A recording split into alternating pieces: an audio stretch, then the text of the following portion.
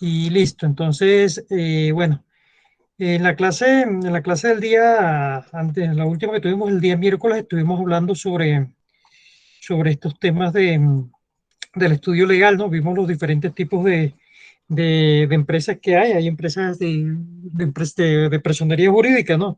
Hay personería jurídica, que es una que se llama sociedad en comandita simple, que esa sociedad en comandita simple generalmente se requieren mínimo dos socios, uno gestor y otro comanditario. El gestor, digamos que hace sus aportes en dinero, el comanditario hace sus aportes económicos.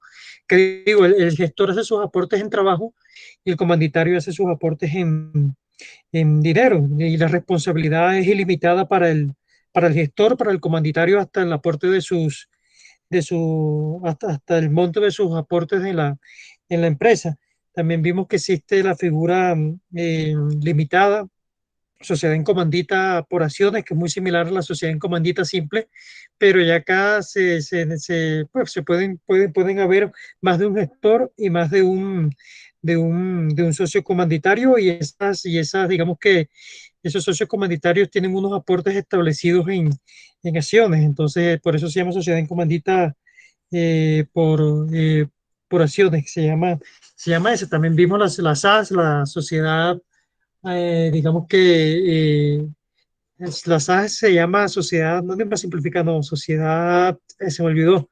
Bueno, vimos la SAS, que la SAS parte desde una persona hasta el número de personas que se quieran meter en la empresa. Esas SAS, digamos que se dividen por acciones. El monto del capital se divide por acciones. Hay un capital autorizado, un capital pagado, y hay otro. Se me pasó se me pasa en el momento. Déjenme, que yo creo que lo tengo aquí todavía, este documento que utilizamos para hablar de eso, la penúltima clase, que teníamos eso. Bueno, también vimos las sociedades limitadas, que mínimo se requieren 5, máximo 25 personas, las sociedades limitadas, y también el aporte, digamos que la responsabilidad de los socios digamos que es ilimitada, corresponde con el patrimonio de ellos. Vimos también la sociedad anónima que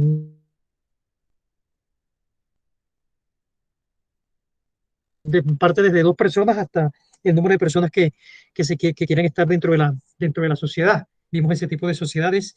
Regálame un minutico, qué pena, regálame un minutico acá.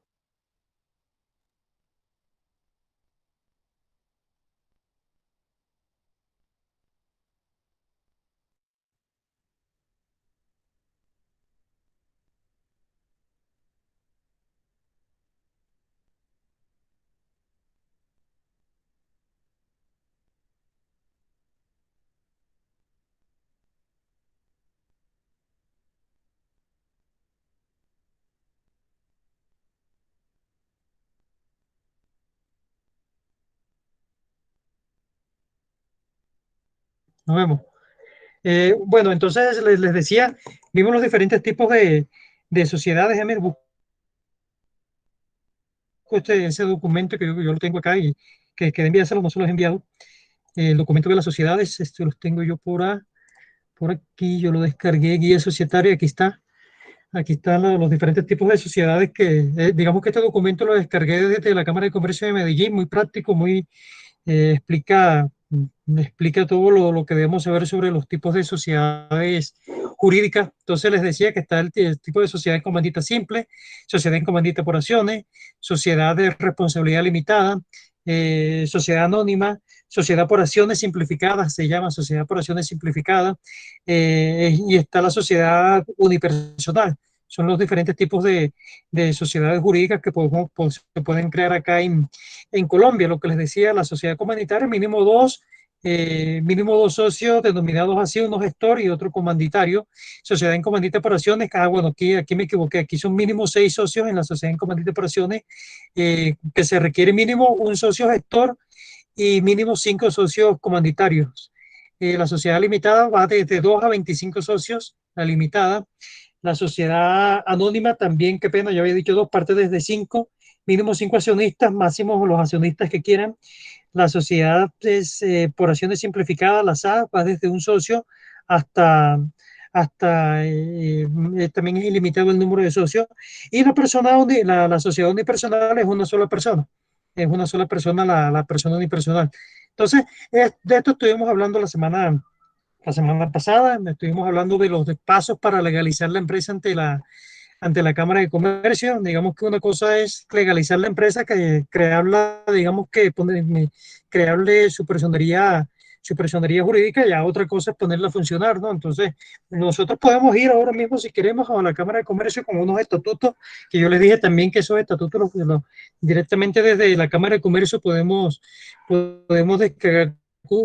descargar unas proformas de estatutos. Simplemente cambiamos los datos que nos vienen señalados ahí, y esos estatutos los llevamos a la Cámara de Comercio, y ya con eso nos aprueban digamos que la legalización de la empresa. Claro, hay que pagar. También les mostré más o menos las tarifas de lo que había que pagar en Cámara de Comercio por esa, digamos que por registrar una empresa, ¿no? Estuvimos hablando también de la cultura organizacional, de la parte sobre todo lo pertendiente a los valores, a los principios, a los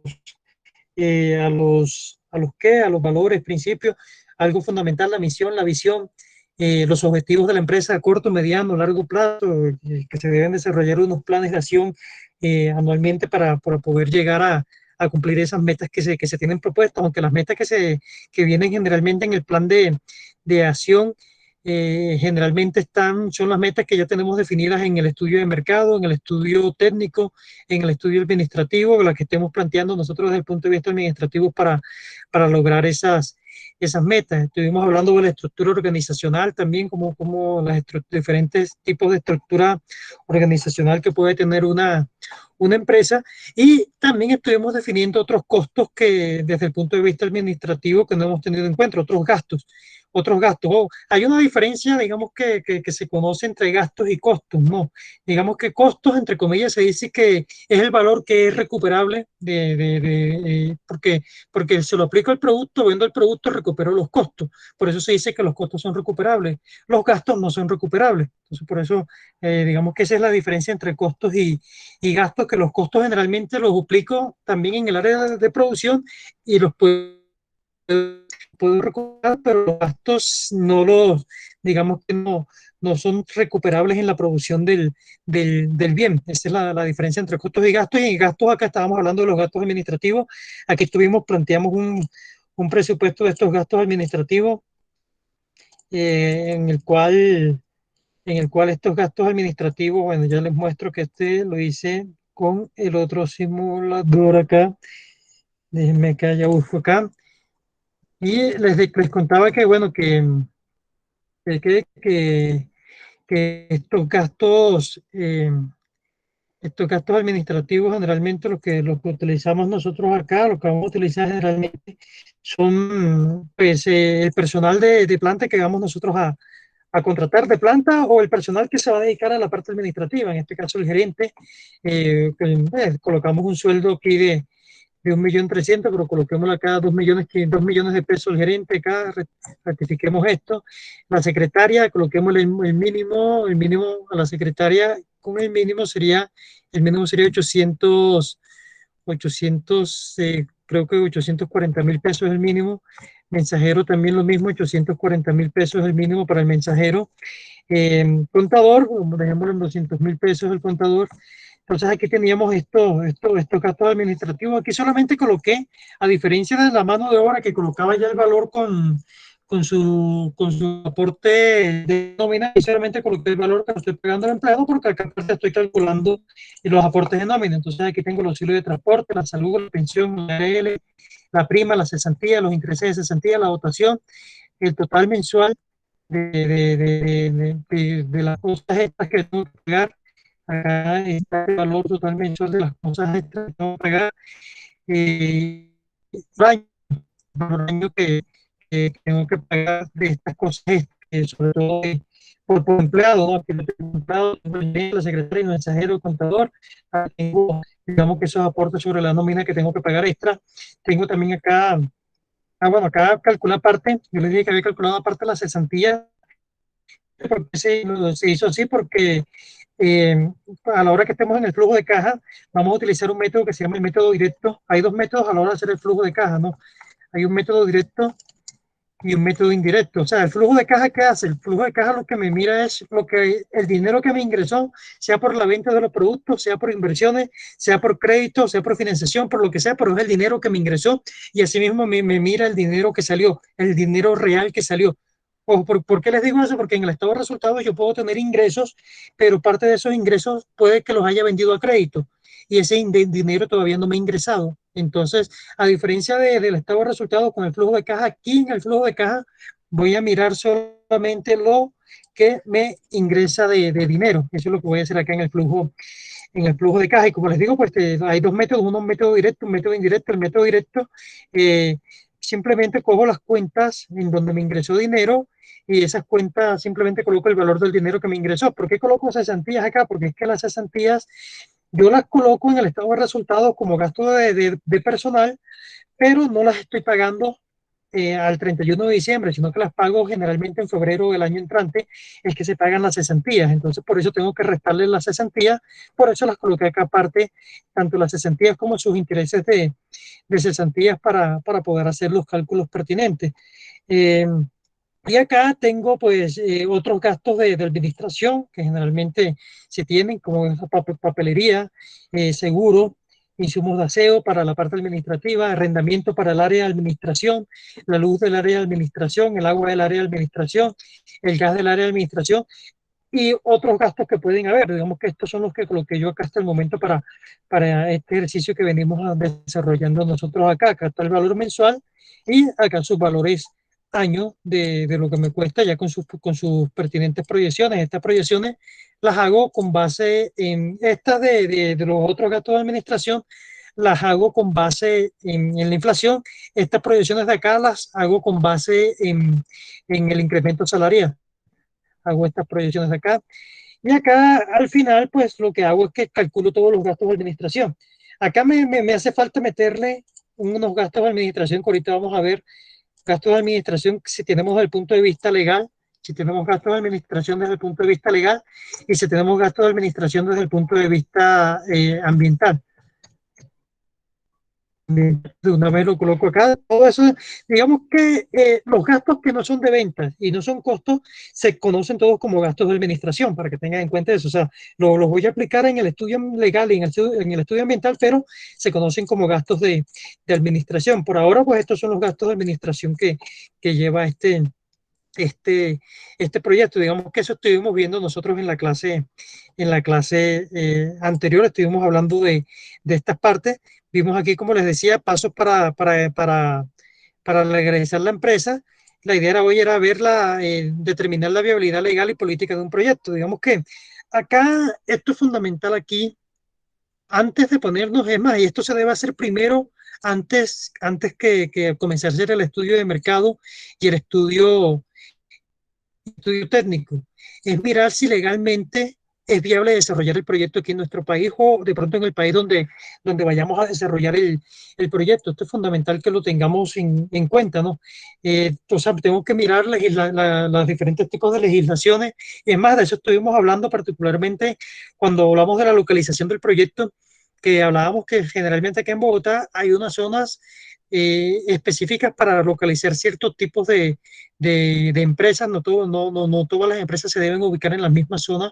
Yo les hablaba también de una empresa de curtiembre. No puedo ubicar una empresa de curtiembre en el centro de Bogotá por la emisión de olores que eso genera y la contaminación pues olfativa que eso genera. Digamos que hay un plan de ordenamiento territorial acá en Bogotá y que ese plan de ordenamiento territorial ya me restringe, digamos que el desarrollo de esas actividades. Por ejemplo, lo que está pasando actualmente con la pandemia. Miren que ha salido muchos decretos que han beneficiado otros proyectos, otros tipos de proyectos que han crecido. Por ejemplo, no sé, la Universidad de La Sabana, creo que con la Universidad de Antioquia y otro instituto están como desarrollando respiradores mecánicos, las mismas empresas textileras que han cambiado su negocio por el mismo impulso legal, con el mismo impulso legal que salió de que tenemos que usar obligatoriamente tapabocas. Entonces eso pues digamos que es un impulso para esas empresas y pues migraron para ello, pero también así la ley también nos puede restringir y si tengo un negocio puede que en un momento dado una ley o una política estatal, una política de Estado pueda hacer que la empresa no sea viable. Por ejemplo, lo que pasaba en Venezuela, que por políticas de Estado se comenzaron a expropiar ciertos tipos de empresas para el Estado tomar el control de ellas. Entonces, ya a partir de ahí, las empresas, digamos que crear empresas en Venezuela se volvió un poco imposible para desarrollar actividades comerciales y actividades industriales. Entonces, miren que tanto una ley como una política estatal en un momento dado puede hacer que el proyecto que nosotros estemos desarrollando o fracase o se impulse. Digamos que pueden haber beneficios en los dos lados. Por ejemplo, los mismos tratados de comercio, los mismos tratados de libre comercio, para algunos productos, digamos que fue beneficioso esos tratados de comercio, para otros productos no fue tan beneficioso. Entonces, una misma ley, una misma norma puede que a unas empresas los afecte de una forma, a otras empresas los afecte de otra forma. Entonces, es fundamental e importante antes de crear la empresa buscar legislación que me hable sobre la comercialización del producto que voy a desarrollar, si es viable, si es viable, si hay algún tipo de restricción para su comercialización, para tener en cuenta a la hora de comenzar a desarrollar el estudio de mercado y el estudio técnico. Y si no es viable el proyecto desde el punto de vista legal, pues no le voto más pedal. Digamos que que yo aquí lo que estoy haciendo en cada estudio es ir determinando una viabilidad. No quiere decir que si uno de estos estudios es no viable, tengo que continuar desarrollando los demás. No, sí, porque ya el proyecto no me va a dar viable porque o desde el punto de vista de mercado, o desde el punto de vista técnico, o desde el punto de vista organizacional, o desde el punto de vista legal, el proyecto de ser viable. Entonces sí es fundamental que tengamos en cuenta la normatividad de país o de la ciudad donde nosotros vayamos a crear nuestra empresa para ver si en un momento dado, como les digo, nos impulsa o en un momento dado puede que nos frene o puede que no permite el desarrollo de nuestra empresa. Es más, actualmente digamos que hay una ley que anteriormente pues no se podía producir cannabis, no se podía producir, digamos que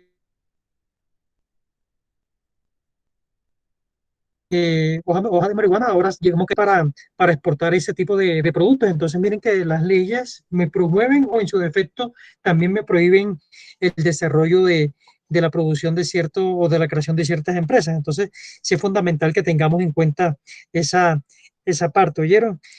Acá esto también nos toca identificar, dependiendo del sector en el cual estemos nosotros inmersos, dependiendo del sector en el cual estemos nosotros inmersos, nos toca identificar todos los permisos pertinentes para poner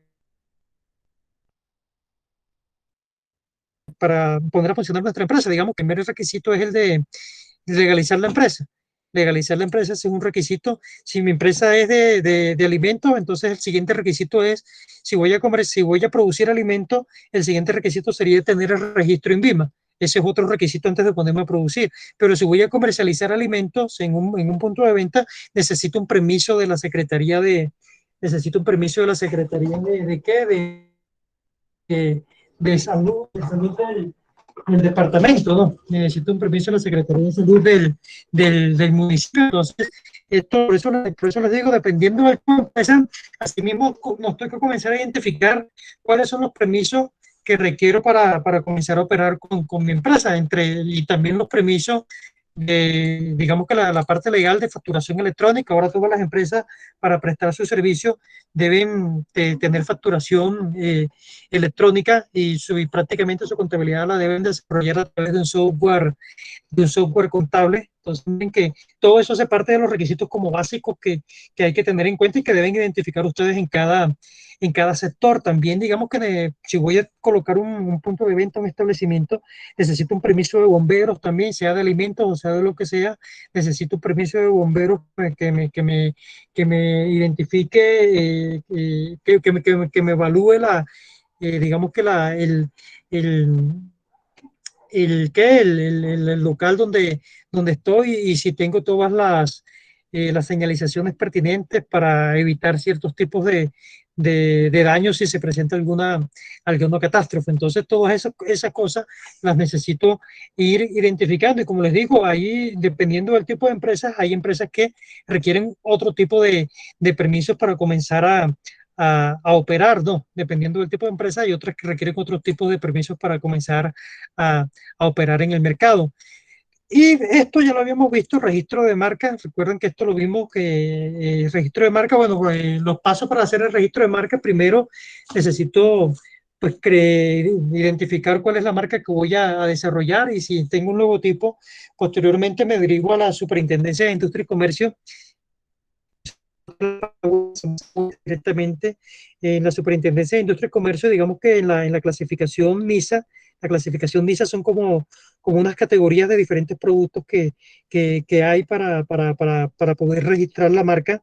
Entonces, son casi 45 clasificaciones NISA. Por ejemplo, la clasificación 30, creo que la 30 es de alimentos, la 32, 33 es de bebida. Entonces ahí colocan ciertos tipos de alimentos, ciertos tipos de bebida. Entonces, con base en eso, yo tengo que ver en qué clasificación voy a registrar la marca de la empresa. Entonces, tengo que hacer primero, antes de pagar para hacer el registro, primero hago un estudio de homonomía, se llama el estudio, que es identificar si ya no existe en esa misma clase o en clases que sean muy similares esa marca, porque si existe no la puedo registrar y voy a perder la plata si voy y pago los 900 y pico que vale el registro de la marca. El registro de la marca está costando 900 y pico, entonces sí, si no tengo en cuenta primero antes la homonomía, mi pago, pues pierdo esa plata no me la devuelven. Entonces, sí es fundamental que antes de registrar la marca, primero identifiquemos si ya no está registrada esa marca y también lo mismo con el logotipo o el eslogan, si lo voy a registrar,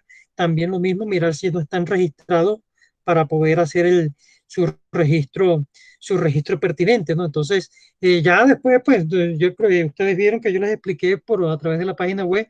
Hay uno pues que tiene que crear un usuario en la página web si lo quiere hacer directamente por la página web o se dirige hacia la Superintendencia de Industria y Comercio o también directamente desde las cámaras de comercio lo orientan a uno para hacer el registro de la, de la marca, ¿no? Entonces para ello se requiere el RUT de la empresa o la cédula o el RUT de persona natural si voy a hacer registrar la marca como persona natural. Yo puedo registrar la marca como personería jurídica con la empresa o también a través de mi nombre. Yo puedo hacer un registro de marca en ese sentido. Digamos que la mayoría de artistas hacen su registro de marca digamos que de forma como persona natural, no como persona jurídica. Entonces, eso lo podemos hacer nosotros ahí en esa parte ¿de qué? Ahí en la Superintendencia de Industria y Comercio. Eso, digamos que cuando yo paso la solicitud, eso tiene un tiempo máximo de 6 meses para decidir si me entregan la marca o no me entregan la marca, y si me la entregan, eso tiene un periodo de 10 años. O sea, yo puedo explotar esa marca comercial durante 10 años. Ya al cabo del 10.º año, si la quiero volver, si quiero seguir con la marca, pues tengo que renovar nuevamente la marca. Eso vale como 400 y pico mil de pesos, que vimos también cuando estuvimos hablando de esa, de esa parte. Entonces ahí para que tengan en cuenta que nos toca desarrollar ese tipo de actividades. Y lo que les digo, que eso tiene una duración más o menos de 10 años, el registro si yo me registro la marca, pues para explotar la marca durante 10 años y ninguna otra empresa puede utilizar mi marca. Si esa otra empresa utiliza mi marca, pues yo puedo tomar acciones legales hacia esa empresa por tomar mi marca sin ningún tipo de permiso. Es más, yo puedo hasta, con mi marca, puedo conceder permisos también de la marca, puedo hasta cobrar para que una persona, digamos, que utilice la marca.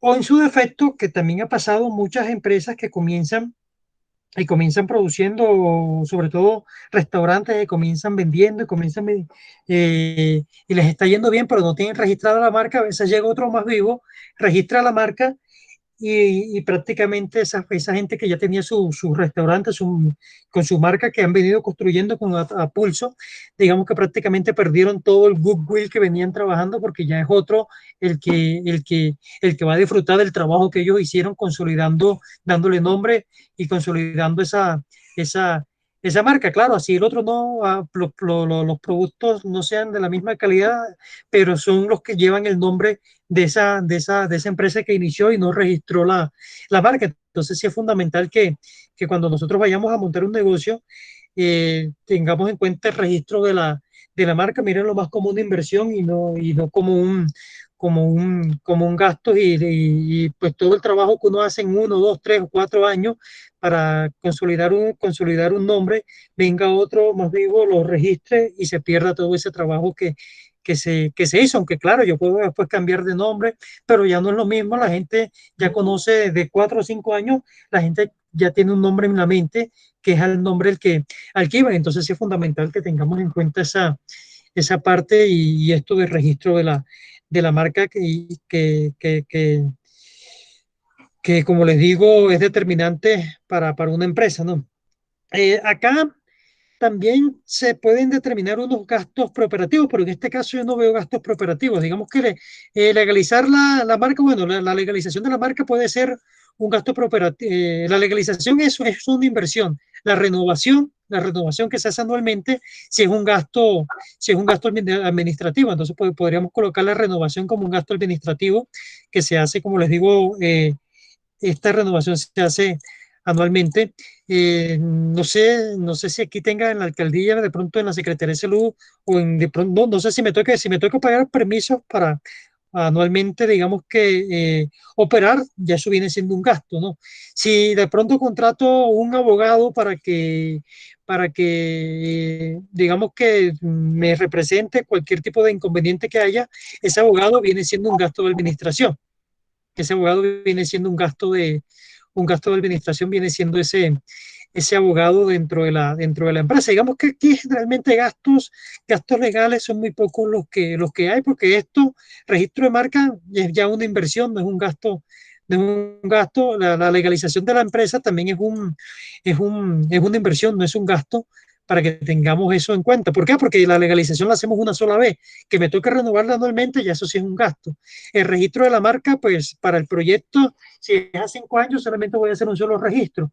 Entonces no voy a hacer más de un registro. Entonces esto viene siendo una inversión dentro de la empresa. Entonces lo que les digo acá lo que podríamos colocar como un gasto administrativo desde el punto de vista legal es la renovación de la empresa. Entonces para ello lo voy a colocar acá, este gasto administrativo voy a colocarlo acá y le voy a colocar un valor que, no sé, que sean 200.000 pesos, 200.000 pesos anuales esta renovación. Entonces esto que sean 200.000 pesos anuales esta renovación y que pues se vaya incrementando, aunque esto yo lo estoy haciendo, este valor lo estoy haciendo con base en el incremento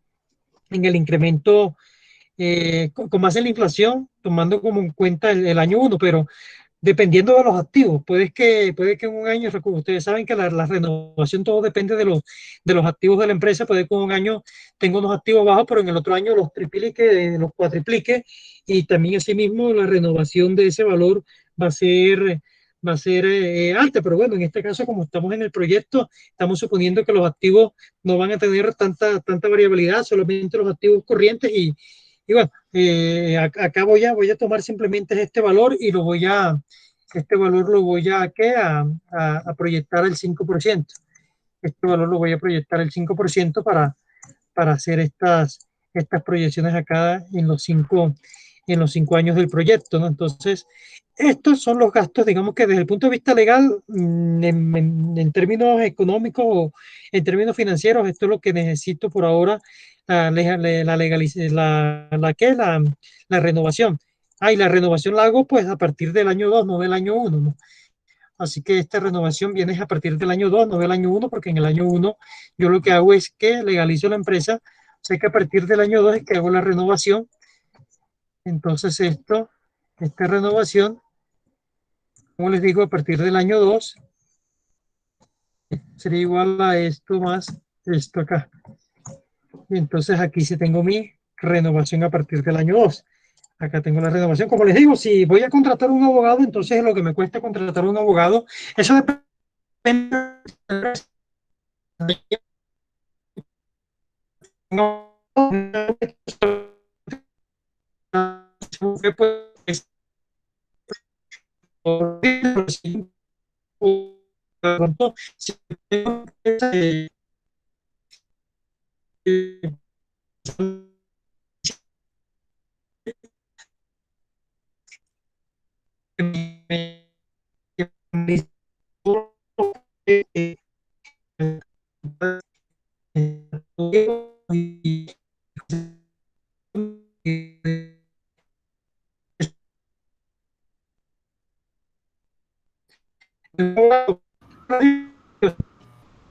No hay audio. No, No, se está escuchando entrecortado, profe. Lo último que se escuchó recortado. fue cuando hizo las renovaciones. Fue lo último que se escuchó. Listo, déjame. Es que no me vas a creer, pero también hoy estaba sin luz, pero esta mañana sí cargué tanto el computador como el celular y acabó de llegar la luz y, bueno, no me ha cambiado no me ha cambiado el wifi. Entonces sigo desde el celular, pero no sé si me escuchan mejor. Ahora sí me escuchan bien. Sí, señor, ya se le está Bueno, ahí lo que escuchando. hice fue que pegué el celular al computador para que se escuche de pronto, para que tenga mejor señal ahí. Entonces, esto, como les digo, desde el punto de vista legal, aquí hacemos la renovación de la empresa, que hay que determinar más o menos cuál será el valor de esa renovación año. Y les comentaba, pues les estaba hablando que eh, en un caso dado, si voy a constituir la empresa y digamos que el mercado al cual voy a ofrecer mis productos es el mercado público, y para poder, digamos que ofrecerle mis productos al mercado público, necesito de estar presentándome en diferentes tipos de contrataciones que tenga el Estado. Y hay licitación pública, hay subasta inversa, hay convenios, bueno, hay un sinnúmero de figuras contractuales que necesitamos de una persona, un abogado de pronto en conocimientos contractuales que nos permita determinar la forma para presentarnos nosotros en esas licitaciones. Entonces eso es fundamental que contratemos a un abogado, como les digo, pero si el mercado mío va enfocado hacia la parte pública. Si ha enfocado hacia la parte pública, entonces ahí de pronto sí necesito de un abogado y de un buen financiero que se dedique única y exclusivamente a la parte, a todos los proyectos contractuales que tenga el proyecto, digamos que la empresa para, digamos que diligenciar toda la información que piden en las entidades estatales para poder legalizar el dinero por contratos o por convenios, ¿no? Entonces hay que tener muy en cuenta eso. Sí, con lo que les digo, si la empresa va enfocada hacia prestarle servicios ¿cómo que se llama? A empresas públicas, entonces sí tengo que tener en cuenta ese tipo de personal extra base que necesito para la empresa.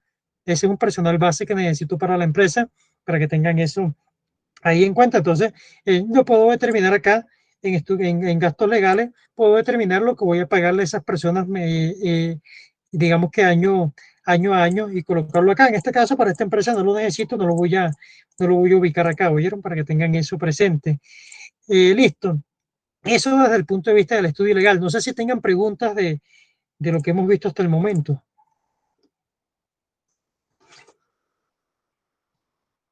Profesor, una preguntita, digamos, en cuanto a la empresa, también se podría crear también una organización desde el punto de vista solidario para alguno de estos, digamos, procesos de producción.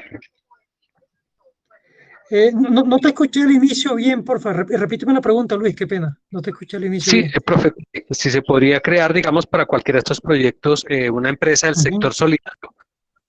Claro, sí, claro, digamos que así sea sin ánimo de lucro, la empresa que vayamos a crear, sea una fundación, sea una ONG, sea una cooperativa, sea lo que vayamos a nosotros a desarrollar, necesitamos hacer un plan de negocio para determinar la viabilidad de esa, de esa empresa, ¿no? Que entre comillas, pues la idea es que no es que se tengan excedentes, y si se tienen excedentes, pues esos excedentes se deben reinvertir en la función social de la, de la empresa, ¿no? Entonces, si es una fundación, pues si tengo excedentes con todos los proyectos que desarrollé y pues con el personal que contraté, los materiales que compré, me quedó algún tipo de excedente, ese excedente, pues simplemente lo que hago es que lo reinvierto nuevamente dentro del proyecto, pero yo necesito hacer un proyecto para ver la viabilidad de la empresa, pero ya de pronto la viabilidad financiera no es la que marque la parada, ya ahí se mira más que todo una viabilidad social, y esa viabilidad social va más que todo hacia el impacto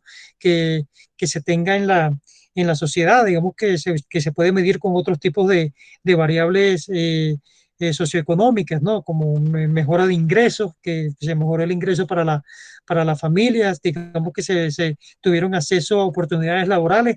Esos son, digamos que, los indicadores que se tendrían más en cuenta a la hora de determinar la viabilidad del proyecto. Los proyectos tanto públicos como no gubernamentales, o en este caso sin ánimo de lucro, eh, ya la viabilidad no se la miro desde el punto de vista financiero, sino que se la miro desde el punto de vista, como te digo, social, ¿no? Pero si tengo que hacer un proyecto, tengo que hacer un proyecto, así sea para un proyecto público, yo debo determinar más o menos cuáles serán esos rendimientos o esos ingresos entre comillas, esos ingresos entre comillas que va a tener la sociedad. Y esos ingresos puede ser un ahorro. Por ejemplo, yo puedo decir que voy a montar un proyecto, no sé, me voy a inventar para las madres cabezas de hogar en Colombia. Voy a inventar un proyecto para ellos, una fundación que se encargue de llevar ese tipo de proyectos de las madres cabezas de hogar.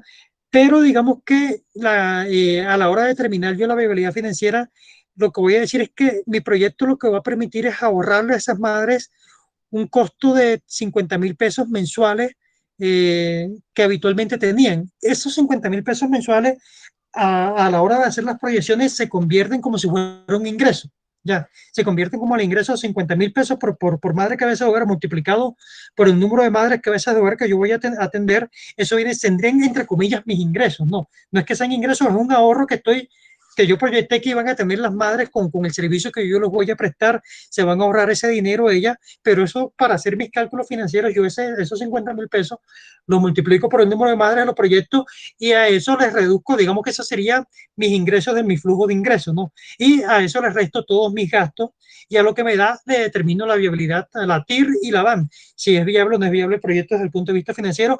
Pero lo que te digo, eso no es el determinante para un proyecto social, o para un proyecto sin ánimo de lucro, o para un proyecto público a la hora de hacer las inversiones, porque si fuera así, digamos que no se desarrollarían proyectos sociales, construcciones de vías y muchas otras cosas que de pronto económicamente no sean viables, pero socialmente sí es viable para la zona donde se está desarrollando. No sé si con esto contesto un poco la pregunta, Luis. No, no, sí, está bien, sí, correcto, está muy bien, no hay problema, está muy bien, gracias, profe. Ok, ok. No, miren que, por ejemplo, de eso que les hablaba yo ahorita, en la página web del Departamento de Planeación Nacional, eso se llaman proyectos públicos, digamos que yo puedo, es más, yo puedo descargar hasta un simulador de ahí directamente desde la página, desde el DNP, y yo mismo puedo crear proyectos para mi barrio, para mi ciudad, para mi departamento, y esos proyectos quedan inmersos en el banco de proyectos del DNP, ¿no? Quedan ahí, quedan ahí inmersos esos proyectos. Entonces tiene más o menos esa metodología, la metodología que se inicia. Yo les hablé de esa metodología con el marco lógico, identifico una problemática, esa problemática hago el árbol de problemas, ese árbol de problemas lo convierto en un árbol de soluciones, ese árbol de soluciones planteo las soluciones que voy a desarrollar, esas soluciones en este caso vienen siendo, se me van a convertir en unos objetivos que yo voy a desarrollar, y esos objetivos tengo que colocarle unas metas cuantificables en unidades para desarrollarlo, y pues esas metas tienen unos indicadores para ir determinando si voy cumpliendo la meta o no voy cumpliendo la meta, y esas metas tienen unos costos ahí dentro de eso, de lo que les hablo del DNP, tienen unos costos. Posteriormente, pues yo calculo lo que les hablaba de unos ingresos. Esos ingresos generalmente son unos ahorros que va a tener la comunidad en dinero. Puedo cuantificar esos ahorros y lo puedo multiplicar por el número de personas que voy a atender, y esos serían mis ingresos menos los egresos. Eso me estaría dando, al final me da una TIR y una van, y asimismo también identifico otras variables sociales que puede tener el proyecto. Entonces eso lo hago desde ahí, hago esa, esa parte para que ustedes tengan en cuenta eso. Directamente desde DNP, es más, ellos tienen una metodología, una guía para desarrollar ese tipo de proyectos. Ustedes la pueden también descargar ahí en la página web del DNP buscándolo, o se meten por Google, guía para proyectos públicos en Colombia, y ahí les debe votar, digamos que la guía para desarrollar proyectos públicos acá en Colombia con el DNP, que es el que maneja, digamos que es donde está todo el banco de los proyectos que se están desarrollando. Todas las entidades del orden departamental, del orden municipal, del orden nacional, eh, digamos que tienen que desarrollar sus proyectos, y esos proyectos tienen que ser aprobados por el Departamento Nacional de Planeación, por el DNP. Y el DNP a la postre es quien gira los recursos. Claro, el Ministerio de Hacienda lo pasa al DNP, y el DNP es el que gira los recursos para cada uno de esos departamentos, municipios o entidades nacionales. Claro está, no le van a girar todo lo que está colocado en los proyectos de inversión. Se hace una priorización, porque ustedes saben que los recursos, pues en este caso económicos, son escasos y son muchos lo que hay que atender. Entonces, por cada ente nacional o por cada municipio se priorizan unas metas, y a esas son las que se les va a invertir. Entonces, todo eso lo encuentran ustedes ahí en la parte en, directamente en la página web del DNP. Ahí les aparece esa información para esos proyectos públicos, ¿no? Proyectos que también desde el punto de vista social se puede aplicar con esa metodología. Es más, lo que les digo, esta metodología es una metodología de la CEPAL, y a la hora de buscar financiación internacional o cooperación internacional se utiliza mucho esa metodología del marco lógico, y sobre todo la parte de, de, del desarrollo de proyectos de inversión que tiene DNP, para que tengan en cuenta eso si de pronto están buscando ese tipo de proyectos con cooperación internacional. Entonces desde ahí, desde DNP, ahí les aparece la guía para desarrollar el proyecto. Bueno, continúo acá. Acá vamos a hablar ahora del estudio ambiental, ¿no? Digamos que, bueno, acá yo coloco el estudio ambiental, pero generalmente cuando nosotros estamos haciendo un proyecto, claro, tenemos en cuenta unas variables, pero no son realmente las variables que pueden afectar el entorno en el cual voy a desarrollar la empresa. Entonces, digamos que este estudio de pronto no me quede con todas las variables que voy a tener o que debo tener en cuenta para desarrollar ese plan de mitigación de todas esas externalidades que genera la producción, ¿no?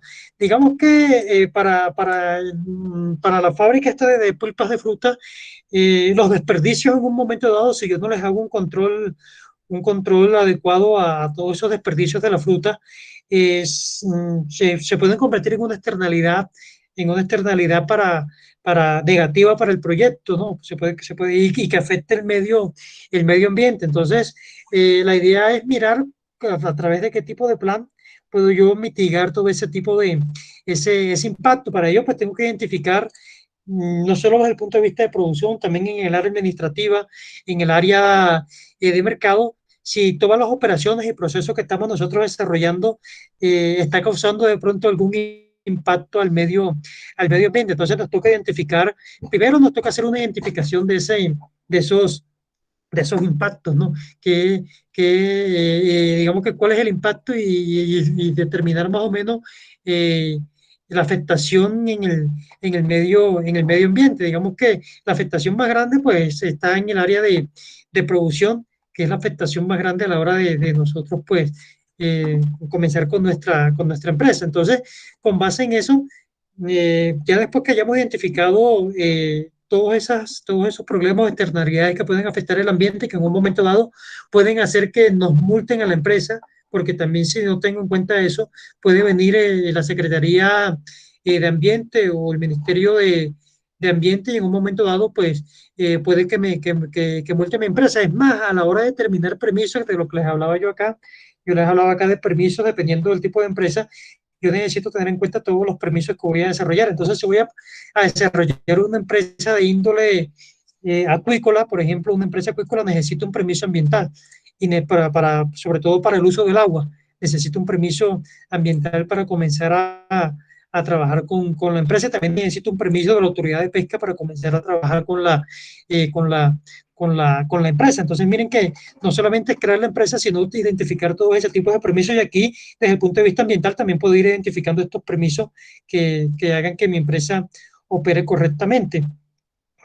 O si voy digamos que a desarrollar un proyecto de extracción minera, entonces también necesito mi licencia ambiental y mis permisos ambientales para ello. Entonces, o con que yo puedo empezar sin tenerlos, pero llegan las autoridades y simplemente me decomisan toda la maquinaria y me cierran toda la zona donde yo estaba haciendo la extracción de los minerales o de lo que vaya a hacer desde el punto de vista minero. Entonces hay que tener muy en cuenta este tipo de permisos y me toca, pues, como les digo, identificar todas esas externalidades y determinar un plan que va encaminado a mitigar esas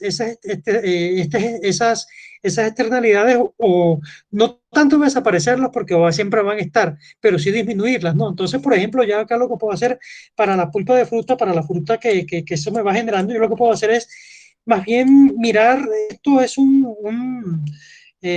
problema, pues mirarlo como una oportunidad, ¿no? Hay muchas empresas en la periferia de Bogotá que se dedica a la producción porcina y muchas, digamos que esas empresas requieren de ese tipo de desperdicios para el alimento de sus, eh, de sus animales. Entonces, mirar más bien este plan, pues el plan de mitigación ambiental va a ser listo.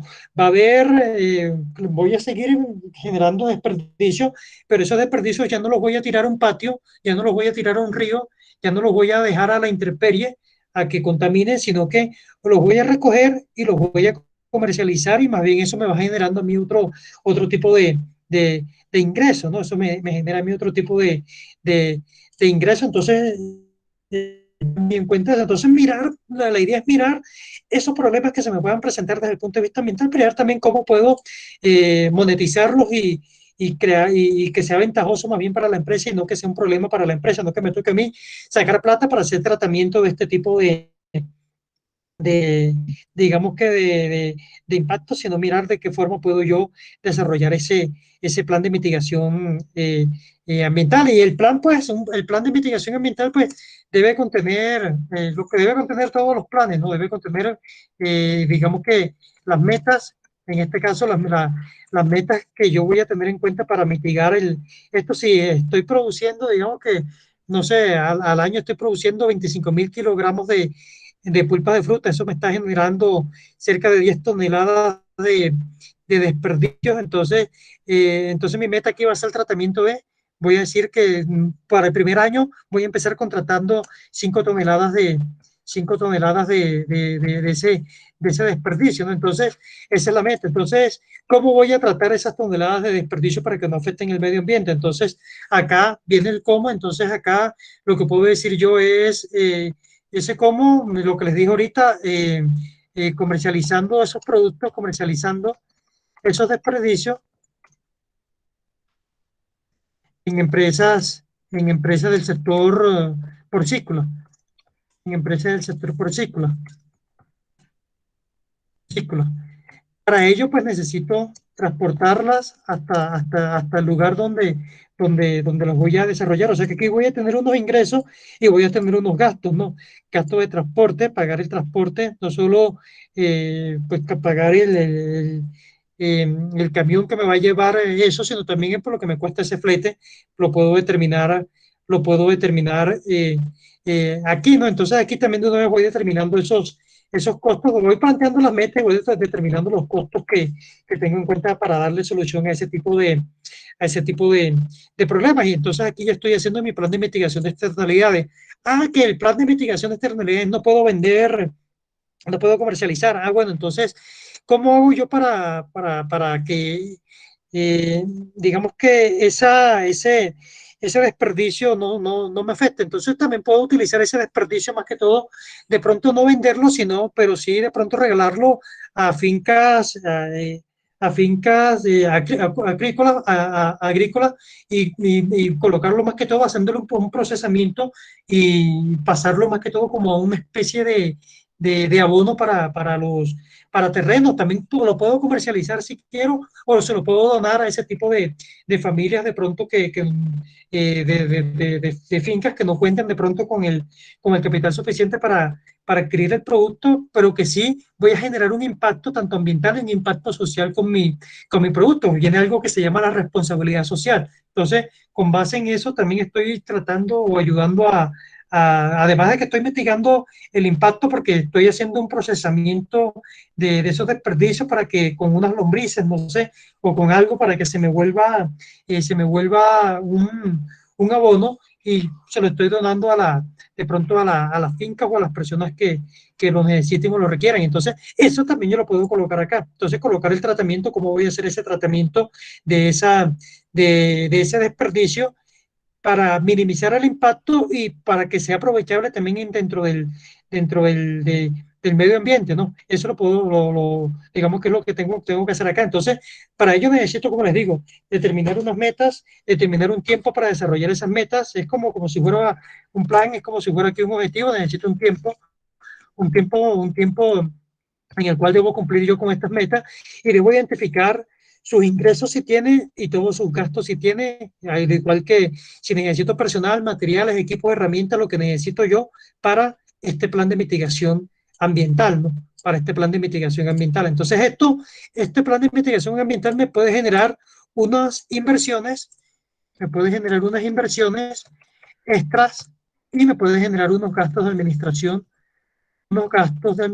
extras, unos gastos de administración extras, para que tengas en cuenta que esto me lo puede generar este tipo de, digamos que dependiendo del plan que yo desarrolle, así tendré este tipo de costos, de gastos o en su defecto de, de inversión. Entonces, para que tengamos en cuenta esa parte acá, ¿no? Entonces, aquí, qué era lo que seguía? Que era determinar más o menos los gastos preparativos, si tengo gastos preparativos o inversiones acá. Entonces, no sé, yo acá podría decir que requiero de pronto de unos estanques para hacer el procesamiento de ese desperdicio. Pues si lo quiero volver de pronto en abono. O necesito unos estanques, pues si lo quiero comercializar o regalárselos a las fincas, a las empresas porcícolas, entonces también necesito eso. Entonces, como inversión, necesito los tanques de almacenamiento hasta que pues traslade hasta su punto final esos desperdicios y no botarlos al medio ambiente, ¿no? Que de pronto contaminen el medio ambiente desde el punto de vista visual, auditivo o desde el punto de vista, digamos que eh, olfativo, digo yo, bueno, no sé cómo se diga, pero creo que es así. Entonces, para que tengan en cuenta ustedes esa, esa parte. Entonces, acá yo lo que voy a decir que vamos a tener unos gastos de administración es que voy a contratar una persona que se encargue del procesamiento de esos desperdicios. Entonces, a esa persona la voy a contratar mensual con un sueldo mensual de 1 millón del mínimo, pero lo voy a pagar 1.300.000 con las prestaciones sociales. Entonces, esto sería igual a este dato y esto ya simplemente lo proyecto a los 5 años. Esto ven que los proyectos a los 5 años con el incremento salarial. Y acá me quedan los valores de la parte ambiental. Acá, y acá al final tengo todos mis gastos, al final tengo todos mis gastos de administración. Acá al final tengo todos los gastos de administración de la empresa. Entonces, esto era pues el tema que les iba a hablar de la parte que les iba a hablar de estudio ambiental y de estudio legal. No sé si tengan preguntas respecto a esta parte. Claro, o sea, aquí simplemente les estoy dando una pincelada. Esto pues, tiene maneja muchísima más información. Es más, hay una carrera de esto que se llama ingeniería ambiental, que ustedes sabrán que pues el procesamiento de la información no es así tan práctico como se lo por lo que yo acá, pero bueno, pero la idea era que tuvieran como un conocimiento de esta parte ambiental, ¿no? No sé si tengan de pronto preguntas o quieren de pronto contarnos algo, contarnos en algo. Fernando, ahorita en todas las empresas también, pues tanto en las existentes como en las que se van a crear, hay que tener muy en cuenta todos esos gastos de salud y de seguridad en el trabajo y todo lo de los protocolos de bioseguridad que estamos ahora con lo del COVID. Porque, Sí, pues ahorita, porque está fresquito, pues hay que tenerlo en cuenta, pero yo creería que esto va como para larguito. Y todo eso hay que tenerlo en cuenta también ahí al momento de crear la empresa, ¿cierto? Y pues en las que están sí, creadas claro. también. Sí, claro, no, digamos, bacán ese aporte, Isa, porque preciso, y mire que no me acordaba yo de esa parte, y claro, toda la parte de salud ocupacional, para que digamos que el personal esté a gusto en la empresa, hay que tener en cuenta el tipo de sillas, hacerle sus pausas activas, o sea, todo ese tipo de cosas son unos gastos que se están generando en la empresa y que hay que tener en cuenta en la empresa. Lo que dices tú ahora, todos los protocolos de bioseguridad, tanto para las empresas que ya están como para las nuevas, y eso prácticamente va a permanecer de ahora en adelante porque eso se va a volver cultura, se va a volver cultura y eso además que hay una normatividad que está impulsando eso, también digamos que ya las empresas lo van a, digamos que a tomar como base. Es más, yo creo que hasta nuestra misma casa, de ahora en adelante, cuando pase la pandemia, llegamos a la puerta de la casa y nos quitamos los zapatos e ingresamos con los Claro, ya zapatos vamos en a la quedar mano. con esa cultura. Sí. Ya, entonces esa cultura nos va a ir quedando y para la empresa nos toca determinar esos gastos, esos serían unos gastos de administración que yo podría colocar otro estudio acá, pues, que sería un estudio ocupacional o de salud ocupacional, y ahí entraría en todo ese tipo de aspectos que tú estás refiriendo en estos momentos. Pero también, pero si no lo quiero, simplemente lo dejo como un gasto de administración y lo coloco acá como otros gastos, ¿no?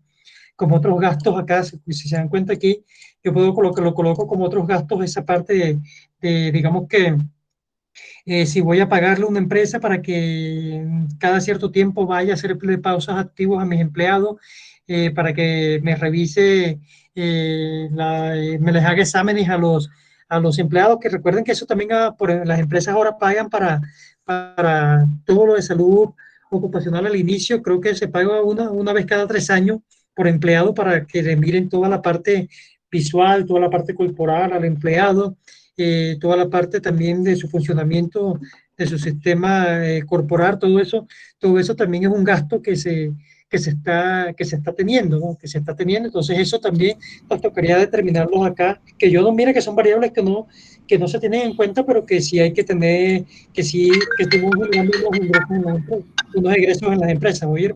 Para que tengan en Esos cuenta. son lo que tú te refieres, eso del seguimiento, esos son los exámenes ocupacionales, ¿cierto? Que eso se toman Exacto, al inicio y después el seguimiento es cada año. Y eso cada también año. está, ahora también son bien exigentes porque uno muchas veces los tomaba a los empleados cuando ingresaban, pero uno no les hacía el seguimiento anual. Y pues como se han venido tantas, pues hay empleados que son como tan deshonestos y entonces cualquier cosita, cualquier enfermedad, entonces ya tiene que ser una enfermedad laboral, entonces ya vienen las demandas, se vienen todo para las empresas, entonces las ARLs ahora también, eso sí, eso ya se volvió, fue una exigencia, eso ya se volvió una obligación de que uno cada año le esté tomando los exámenes a los trabajadores y eso es una variable que no habíamos tenido en cuenta de pronto ahí en el ejercicio. Claro, exacto, no se tenía en cuenta, digamos que no lo tenía en cuenta y tampoco lo tenía previsto, pero sí es importante lo que tú nos estás diciendo. Entonces, eso lo podemos colocar como unos gastos de administración. Eso tiene siendo unos gastos de administración que vienen ahí, que tengo que pagarlos anualmente. Anualmente tengo que pagar todos esos gastos y lo que les digo, bueno, que ya la dotación para bioseguridad sí la teníamos en cuenta en dotación, pero eso se me va a incrementar más esa dotación porque ya tengo que, por persona, pues más o menos determinar lo que necesito para de gel, los tapabocas que necesito para esas personas, los trajes que necesito para esas personas, las mascarillas que necesito para esas personas y por cuánto tiempo pueden utilizar esos trajes, esas tapabocas, esas mascarillas. Entonces miren que los costos ahí se me van a ir aumentando en la empresa, ¿no? Para que tengan en cuenta esa parte ahí. No sé si tengan más preguntas, no sé si tengan más preguntas de lo que hemos visto hasta el momento. O aporte, si alguien quiere de pronto hacer otro aporte.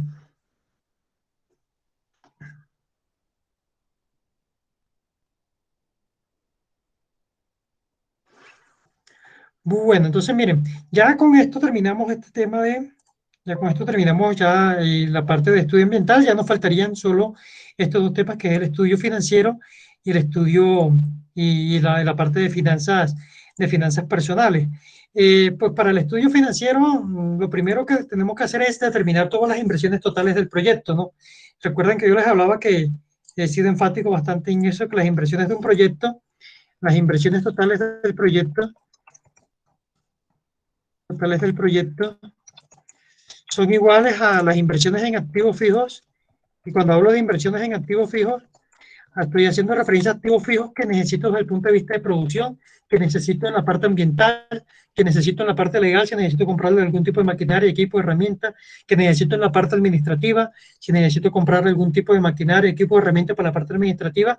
Todo eso se conoce como inversiones en activos fijos.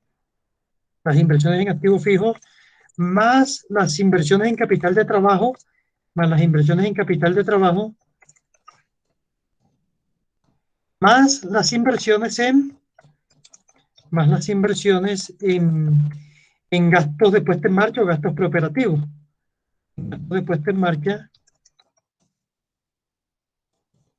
o gastos preoperativos. Digamos que eso, la suma de esos tres me da la inversión total del proyecto. Digamos que es lo que realmente necesito para iniciar la empresa, es esto. Digamos que esta sumatoria es lo que me dice, bueno, para iniciar mi empresa necesito 100 millones de pesos. Esos 100 millones de pesos puede que estén así. Un 30% para las inversiones en activos fijos, un 50% para capital de trabajo, o sea, 30 millones para activos fijos, 50% de capital de trabajo y puede que 20 millones para gastos de puesta en marcha.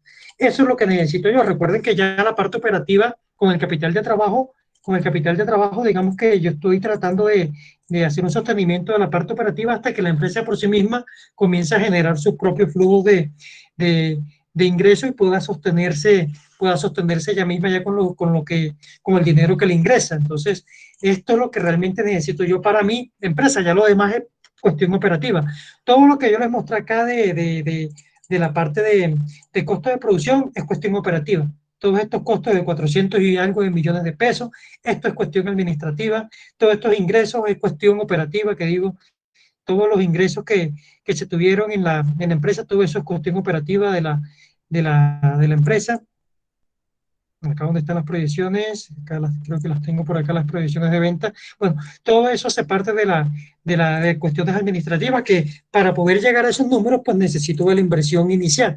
Digamos que eso es lo que necesito y requiero para poder llegar a esos números pues, que les estoy hablando acá. Entonces necesito de esa inversión inicial. Acá, el estado de resultado. El estado de resultado, digamos que financieramente nosotros cuando vamos a desarrollar un proyecto, vamos a desarrollar tres estados financieros. Tres estados financieros son los que vamos a desarrollar. Entre esos estados financieros está el estado de resultados, el flujo de caja y el balance general. El balance general. En el estado de resultados, pues el estado de resultados me muestra todas las operaciones que desarrollé durante la empresa, pero operaciones que tengan que ver con la parte productiva de la empresa, por decirlo así, ¿no? Digamos que unos ingresos por un préstamo, yo no los coloco como ingresos en el estado de resultados, los coloco como un préstamo en el balance general y si los coloco como un ingreso en el flujo de caja, pero en el estado de resultados única y exclusivamente voy a tener en cuenta valores que tengan que ver con la parte operativa de la empresa, con la parte productiva de la empresa, por decirlo así, o con la parte de prestación del servicio de la empresa. Entonces, el estado de resultados generalmente contiene o tiene la siguiente, o está diseñado de la siguiente forma. Vienen unos ingresos brutos en el estado de resultados. A esos ingresos brutos les resto las devoluciones o descuentos,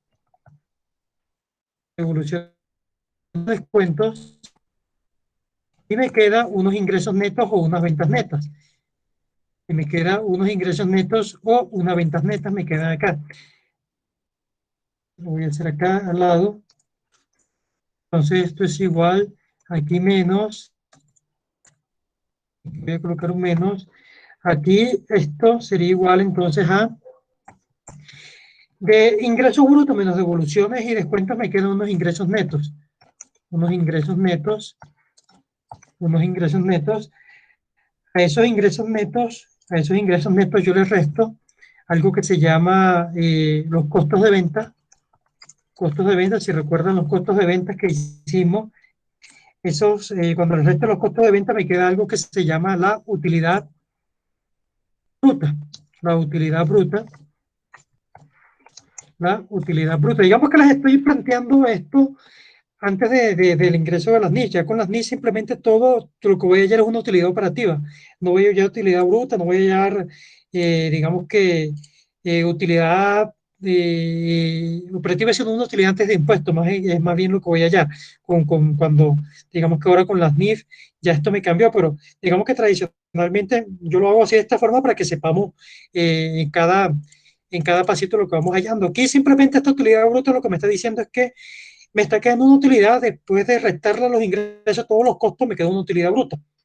Pero me hace falta todavía cuestiones operacionales como son los administrativos, que los voy a colocar acá. Acá le voy a restar unos gastos administrativos, o mejor lo voy a llamar acá unos gastos operativos. No voy a decir la caso, se llama. Sí, le voy a decir que lo voy a sumar. Primero le voy a sumar otros ingresos operativos o unos ingresos operativos que tengan, por ejemplo, los desperdicios que les hablaba ahorita, es un ingreso operativo, no hace parte de digamos que de las, ¿cómo se llama eso? Cuando, eh, hoy ando sin nombre, digamos, cuando yo registro en Cámara de Comercio, voy al CIU, ¿cómo le decimos a eso? Y digamos que a la actividad principal de la empresa. Digamos que acá estos Objeto ingresos social. no, es la actividad principal, a la actividad principal que se dedica a la empresa. Entonces aquí en este caso la empresa se dedica a vender pulpas de fruta, estos ingresos brutos por la venta de pulpas de fruta. Pero bueno, aquí viene una utilidad bruta, y a esa utilidad bruta le voy a restar otros ingresos operativos. Esos ingresos operativos, como les digo, pueden ser los desperdicios, la venta de los desperdicios, que no tiene nada que ver con con la actividad principal, pero sí me está generando unos ingresos dentro de la empresa. Entonces los coloco acá como unos ingresos operativos. A eso les resto también unos gastos de administración. A eso les resto unos gastos de administración, otros gastos operativos, que en este caso son gastos de administración. Le resto también unos gastos de venta, que también son otros gastos operativos, o sea, unos gastos de venta, los gastos de ventas. Le resto la depreciación también. Acá vengo y le resto la depreciación. Acá vengo y también le resto la depreciación. Y ya después de esto me queda algo que se llama utilidad operacional. Me queda la utilidad operacional. La utilidad operacional. A esa utilidad operacional le resto, o bueno, lo mismo, le sumo otros ingresos no operacionales. Por ejemplo, otros ingresos no operacionales, no sé, la venta de pronto de un activo, eso es un ingreso no operacional. Que venda una maquinaria, eso es un ingreso no operacional. Entonces aquí le voy a sumar otro ingreso no operacional.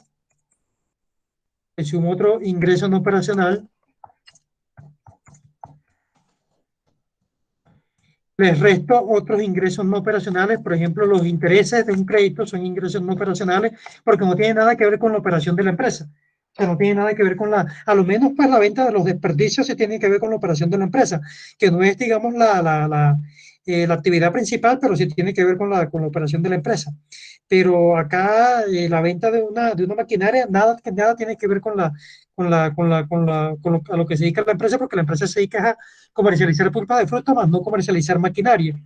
Entonces aquí también hay otros gastos no operacionales, que como lo que les decía, los intereses generalmente lo coloco uno como otros gastos no operacionales. Y esto acá me queda algo, esto acá lo resto, me queda algo acá que se llama la utilidad antes de impuestos. La utilidad antes de impuestos, que creo que la utilidad antes de impuestos, creo que es bueno, qué pena, esto viene acá, me queda la utilidad antes de impuestos, es igual a la utilidad antes de impuestos, y ya después viene el impuesto, que hay dos impuestos, está el CRE, que fue el que reemplazó los parafiscales, y está pues el impuesto de renta, está el impuesto de renta, está el CRE y está el impuesto de renta.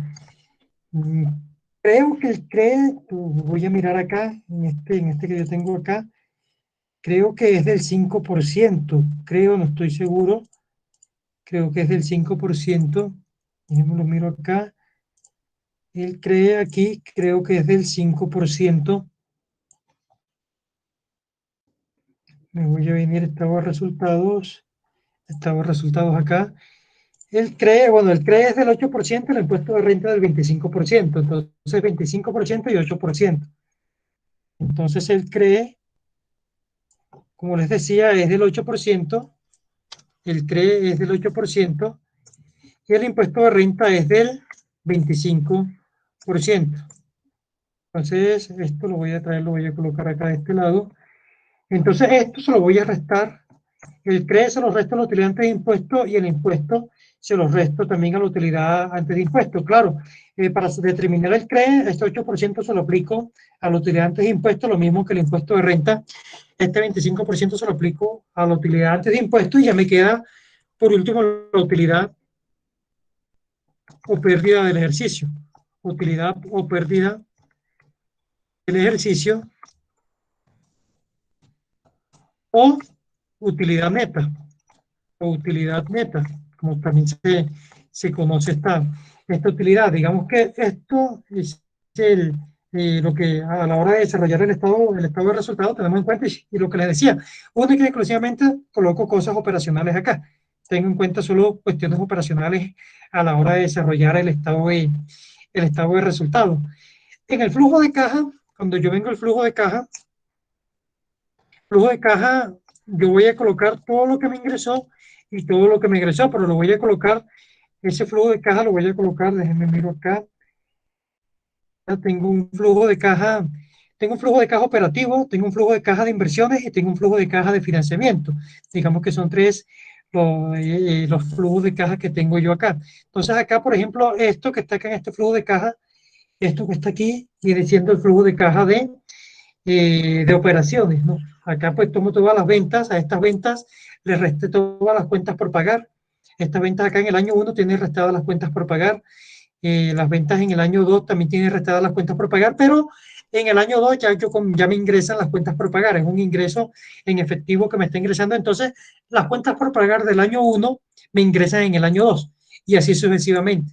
Las que no me pagaron en el año 1 me las pagan en el año 2, las que no me pagaron en el año 2 me las pagan en el año 3. Y aquí tengo todas las entradas de dinero que tengo por cada uno de los años.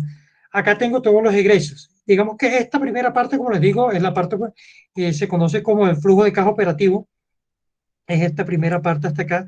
Tiene que ver toda la parte de operación. Acá viene los egresos, entonces los ingresos, la compra de materia prima, pero lo mismo acá. Acá única y exclusivamente voy a colocar la materia prima que pagué, entonces le voy a restar la materia prima que quedó como cuentas por pagar. Acá hay una materia prima que me queda como cuentas por pagar, que mes a mes, pues que digamos que al final del año tengo 30 días de cuentas por pagar, entonces lo mismo las resto acá, y acá se las voy sumando. El resto acá después se las voy sumando esas cuentas por pagar, verlas acá las hice, acá las hicimos al final. La idea era colocarla acá debajito, pero acá están las cuentas por pagar, que las comienzo a pagar desde el año 2. La mano de obra directa también es un gasto que estoy pagando de una vez, entonces esto desde el año 1 va a esa mano de obra directa. Eh, los costos indirectos de fabricación, esos costos indirectos de fabricación que son todos los costos fijos, también vienen desde el año 1. Yo saco dinero para pagar esos costos indirectos de fabricación. Desde el punto de vista de administración, tengo los gastos de administración, lo que les decía, les resto las cesantías, ¿no? A esos gastos de administración les resto todas las cesantías que pagué. Entonces, ¿por qué se las resto? Porque no salió ese dinero. O sea, ese dinero salió hasta el año entrante en febrero, entonces me toca restarle todas esas cesantías acá, que acá posteriormente ya después se las voy agregando. Acá están cesantías bueno, aquí tengo las cesantías desde el punto de vista de gasto de administración y las cesantías de gastos de venta, porque también tengo un personal, que ese personal, pues también tengo que restarle sus cesantías, ¿no? Entonces acá también le resto las cesantías. Y acá abajito, pues simplemente después se las coloco, pero se las coloco a partir del año 2, que es donde las estoy pagando, tanto las cesantías de gasto de administración como las cesantías de gastos de venta. Voy colocando esas cesantías, las coloco acá. Acá, pues el impuesto no me sale en el año 0, en el año 1 no me sale, pero sí lo comienzo a pagar desde el año 2. Entonces, el impuesto en el año 2 pago. Digamos que ustedes saben que el impuesto de renta siempre se paga el año siguiente, lo mismo que acá que el CRE. Entonces, a partir del año 2 es que yo comienzo a pagar el impuesto del año 1. Entonces, este dinero, salida de dinero real. Digamos que lo que les digo acá, voy a colocar solo la salida de dinero real que tenga la empresa. Después viene la parte del flujo de caja de financiamiento o de inversiones, que digo. Después viene el flujo de caja de inversiones, que en este caso, entonces, si he desarrollado algún tipo de inversión, entonces aquí, si tengo ingresos por inversión, por ejemplo, lo que les digo ahorita, vendí una maquinaria, eso es un ingreso por inversiones, porque salí de una maquinaria de un activo, y ese activo, pues, lo coloco como un ingreso por inversiones, lo coloco acá en el año 1, si lo tengo acá, si lo vendí en el año 1, ¿no? Eso sería un ingreso. Pero también tengo unos egresos. Por ejemplo, si compro maquinaria, la maquinaria, si la compro en el año 1 es un egreso, si la compro en el año 2 es un egreso, así sucesivamente. Para el proyecto inicialmente, toda la maquinaria la estoy comprando en el momento 0. Recuerdan que yo les comentaba que el momento 0 viene siendo como ese periodo de etapa improductiva, que es donde yo hago todas las inversiones. Pero hay que colocarle que en ese momento hay que colocarlo como si fuera un año, ¿no? A la hora de hacer todo, a la hora de determinar la viabilidad financiera. Entonces, acá lo coloco como si fuera un año 0, pero no es que sean 365 días, pueden ser 15 días, pueden ser 20, pueden ser 30, pueden ser 60 días. En este caso, es el tiempo que necesito para adquirir toda la maquinaria para comenzar a operar. Eso es lo que coloco yo acá. Entonces, en este flujo de caja de, de inversiones, pues coloco todo lo que necesito en inversiones, ¿no? Todo lo que necesito adquirir en inversiones en maquinaria, equipos, muebles y enseres. ¿Que de dónde sale esto? Esto sale, recuerdan que yo lo teníamos acá.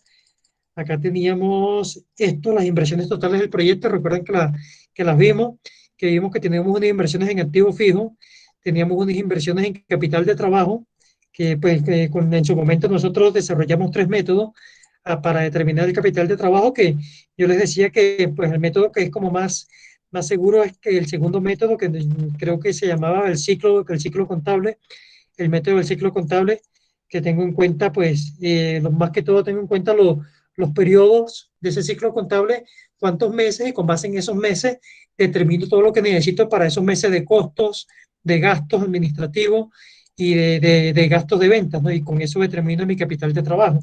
Y lo sumo y al final me da el capital de trabajo que necesito para mi proyecto, que es este que está aquí, ¿no? Hay gente que está acá. Entonces, esto, como les decía, acá tengo las inversiones en activos, tengo las inversiones en capital de trabajo y tengo las inversiones en gastos de puesta en marcha, que son estas que tengo yo acá que son gastos preparativos, está en el B67, o sea, son estas que tengo acá, que son registro de la empresa, registro de la marca, las muestras de lanzamiento, registro INVIMA, Entonces acá tengo estos gastos preoperativos que coloqué para este proyecto. Entonces estos gastos preoperativos, como les comentaba, me vengo aquí al flujo de caja. Y esto viene siendo generalmente también la suma de esto, que es la inversión. Generalmente, si el dinero lo voy a colocar todo yo directamente como inversionista, esto lo coloco yo acá el dinero como capital. Coloco el dinero aquí como si fuera un capital, pero si el dinero no lo voy a colocar yo todo como inversionista, sino que voy a colocar una parte, porque lo que voy a hacer es que voy a solicitar un crédito, por ejemplo, voy a solicitar un crédito de 150 millones de pesos, 150 millones de pesos. Entonces acá ya el flujo neto de financiamiento aquí va a ser igual tengo que restarle este valor acá. Bueno, aquí el flujo neto de financiamiento que le voy a hacer, espérenme, permítanme acá, a este flujo neto de financiamiento lo que le voy a hacer es que le voy a restar el que me están dando de crédito y hacerle su financiamiento acá, hacerle su flujo de caja. Entonces, ¿cuánto pago por capital y cuánto pago por intereses? No, a este desembolso. Aquí lo que les decía, la amortización a corto plazo, a largo plazo de cada año y los intereses que estoy pagando de esa parte año a año, de esa financiación o de ese crédito que yo coloqué que iba a tener acá. Acá lo voy a dejar por ahora así. Ya la próxima clase que veamos más en detalle esto lo hacemos con una financiación de crédito. Entonces acá lo que me está diciendo, pues este es el flujo de caja que tengo año a año. Este flujo de caja que tengo en el año cero se me convierte en la caja del año cero del balance general. Acá este flujo de caja, miren que es el mismo valor, se me convierte en la caja del año cero del balance general. Acá inmediatamente, por eso coloco este valor acá, que es la diferencia entre estos vienen siendo activos fijos, que son 80.880.000 que en el balance general. Acá tengo los 80.880.000. O sea, todo lo que yo tengo, todo lo que he venido haciendo, simplemente ya formulo acá el balance general y acá ubico toda la información. Estos 80.080.000 más los 153 me da la inversión total del proyecto, que son 234 millones de pesos, que fue lo que coloqué acá para este proyecto, 234 millones de pesos. Todo esto va en el año cero. Como les digo, todo esto va en el año cero. Y pues ya los flujos de efectivo para cada uno de los años los voy colocando acá. Por ejemplo, acá el flujo neto de caja para el año 2 serían acá creo que 182 millones de pesos. Entonces acá 182 millones de pesos en el balance general para el año 2. Y así sucesivamente, pues vamos haciendo todo este tipo de flujo de caja, que esto pues, ¿de qué? De la situación financiera. Entonces les hablaba, qué pena, creo que me distrajo un poco acá, les hablaba del flujo de caja de la parte operativa, flujo de caja operativo, el flujo de caja de inversión, y este es el flujo de caja de financiamiento, de dónde sale la plata para colocar la empresa, ¿no? Entonces, todo esto, como les decía, pues es lo que debo tener en cuenta a la hora de hacer el flujo de caja. Entonces, el flujo de caja tiene, lo que les digo, me tiene todo lo que me ingresó en efectivo, todo lo que tengo realmente que me ingresó, menos todo lo que me salió, y al final me queda lo que me quedó en caja. Acá para el año 1, esto fue lo que me quedó en caja. Para el año 2, esto fue lo que me quedó en caja, los 182, y así sucesivamente para cada uno de los siguientes años, ¿no? Eso es lo que yo tengo acá del flujo de caja. El balance general, generalmente voy a hacerlo acá, generalmente lo conocemos de la siguiente forma. El balance general tiene unos activos corrientes, tiene unos activos fijos, este balance general tiene unos activos fijos, unos activos corrientes, unos activos fijos, y otros activos, tiene otros activos, acá esto voy a llamar otros activos, y puede venir representado o en su totalidad por patrimonio o en su totalidad por gastos, por pasivo, o una combinación de los dos, ¿no? Digamos que aquí voy a hacer lo siguiente, voy a colocar acá pasivos, tiene unos pasivos, voy aquí, unos pasivos corrientes, unos pasivos corrientes que son pasivos a corto plazo, un año, tiene unos pasivos corrientes, tiene unos pasivos de largo plazo, pasivos de largo plazo, y tiene un patrimonio, y tiene un patrimonio, puede tener un patrimonio. Digamos que lo que tenemos nosotros en el activo se conoce como bienes o derechos, ¿no? Acá, si se dan cuenta, son los bienes. En el activo fijo tengo todos los bienes de la empresa, que es la maquinaria, equipos, herramientas, todo lo que tiene que ver con edificaciones, son bienes de la empresa. Los activos corrientes son derechos, generalmente son derechos, digamos que las cuentas por cobrar es un derecho, las inversiones temporales es un derecho, los inventarios, pues ahí sí son bienes que tienen, son bienes de la empresa. No sé qué más, así, bueno, activos corrientes son generalmente son las cuentas por pagar. Bueno, lo que tengo en bancos, en dinero, el dinero que tienes es un derecho, puedo hacer uso de ese dinero en bancos y en caja. Entonces, repito, todos los activos, esto es activo total, lo voy a colocar acá, que el activo total, voy a colocarles acá la ecuación patrimonial, es igual al pasivo total más el patrimonio. El patrimonio, ¿qué me quiere decir esta ecuación patrimonial? Que todo lo que yo tenga en activo está fundamentado o en pasivos o está fundamentado en patrimonio total o en la suma de los dos. O sea, todos estos bienes y derechos que yo tengo acá pueden ser porque pedí un crédito, si pedí solo un crédito total, no coloqué ni un peso, entonces todo esto sería, el activo total sería igual al pasivo total. Estarían, digamos que estos bienes y derechos única y exclusivamente los adquirí con base en deuda. O en su defecto que que los activos totales, que es el activo corriente más el activo fijo, más otro activo, que ese es el activo total, este activo total puede ser igual al patrimonio, en donde digamos que todo lo que adquirí, lo adquirí con base en los dineros que aportaron los socios. ¿Ya? Y lo que les digo, estos son bienes y derechos, y estos bienes y derechos están acá, vienen con base en que los adquirí. Los adquirí entonces o con pasivos o los adquirí con base en el aporte de los socios, todos los activos que yo tengo acá, que es lo que me tiene acá representado. Entonces se dan cuenta que tengo un activo, tengo el activo, está de efectivo, cuentas por cobrar, provisiones de cuentas por cobrar, inventario, bueno, estos son todos los activos corrientes. Tengo los activos no corrientes o activos a largo plazo, que son en este caso todo lo que tiene que ver con la maquinaria, equipos, herramientas que adquirí, y tengo otros activos. Acá esos otros activos, pues la suma de los tres me da el capital, el activo total. Acá tengo pasivos, tengo un pasivo corriente que son pasivos a corto plazo. Los activos, tanto los activos como los pasivos, los coloco acá porque tienen vencimiento menores a un año.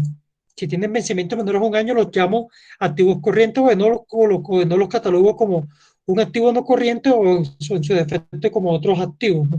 Como las inversiones a largo plazo que yo pueda tener son otros activos que yo coloco, que yo coloco acá. Lo mismo pasa con los pasivos. Las cuentas que tengo que pagar en menos de un año es un pasivo corriente. Las cuentas que pago a más de un año se llama un pasivo a largo plazo. Y acá el patrimonio con lo que está representado esos pasivos. Con base en que adquirí yo esos pasivos, entonces acá tengo yo estos valores. Entonces, si se dan cuenta acá, miren que la suma de acá patrimonio más pasivo tiene que darme igual al activo. Patrimonio más pasivo tiene que darme igual al activo. Entonces, esto es la famosa ecuación patrimonial y pues esto ya, el desarrollo de este ejercicio lo vemos en la próxima clase, para que ya cuando les envíe esto que estoy desarrollando acá, que miren que no es que no se los haya querido desarrollar aquí, lo llevo, pero me ha tocado tirar cabeza para a la hora de colocarle las variables acá. La idea es que ustedes aquí de este simulador que les estoy haciendo, miren que ya llevo acá pues las variables económicas, simplemente acá coloquen ustedes las variables económicas, acá las proyecciones en venta, que esto ya está formulado, simplemente con hacer la parte de producción, ya les coloca esta parte acá formulada, lo mismo que las proyecciones de precios de venta, lo mismo que las proyecciones de precios de ingresos, o las proyecciones de ingresos, que digo aquí no es de precios, sino de ingresos, proyección de ingresos, aquí la proyección de ingresos, las estrategias de mercado, y aquí se las coloqué también, simplemente ustedes ubicando si es estrategia de producto o servicio, si es inversión, aquí pues ubicando estos datos de acá, y acá les calcula esto y acá pues ya lo va modificando para colocarlo en el estado de resultados y en la inversión del proyecto. Aquí están los gastos de venta, por aquí en este caso por la estrategia de venta, si tiene gastos de venta. Estos que están colocados en azul, aquí es solo para personal. Si van a contratar, incluir personal, pues los incluyen aquí en estos gastos que están en azul, porque la fórmula está aquí ya desarrollada con ¿cómo que se llama? Con el incremento salarial. Aquí están las estrategias de distribución, lo mismo, inversiones para estrategias de distribución y los gastos, aquí está para todas las estrategias. Al final ya está aquí las inversiones de estrategia de mercados que voy a tener, aquí me hace una sumatoria y lo mismo me hace las inversiones de gastos de ventas por cada uno de los diferentes estrategias que utilicé. Acá la parte de producción también, acá les tengo la parte de producción, la hice para 5, esto se los hice para 5 productos, se los estoy haciendo para 5 productos, entonces acá si es producto o servicio, entonces acá colocar el producto o servicio y el flujo de proceso que se llevará ese producto o servicio. Aquí, como les digo, está para cinco productos o servicios. Acá coloco el nombre. Cuando yo coloco el nombre acá, inmediatamente ya el nombre me va a aparecer en todo lo que yo necesite sin necesidad de estar colocando el nombre posteriormente. Entonces acá, por ejemplo, el producto de, entonces acá vengo abajo, entonces aquí me dice ya, aquí están los turnos de trabajo. Si es para un turno, aquí simplemente se lo coloqué como una lista.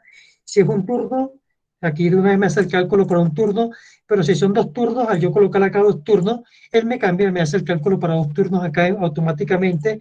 Si son tres turnos, me hace el cálculo para los tres turnos. Entonces miren que acá los minutos por turno, cuando es uno, son 480, cuando son tres, son 1440, digamos que en los tres turnos. Entonces acá tengo ya esto acá formulado, acá también ya está formulado la eficiencia, lo que les comentaba yo, hay procesos que tienen cierto porcentaje de eficiencia. Recuerden que mientras lavo la maquinaria y hago esas cosas, pues pierdo un tiempo de este turno. Entonces aquí coloco más o menos la eficiencia de este turno en cuánto será. Entonces aquí coloqué de 90% a 95, 92%.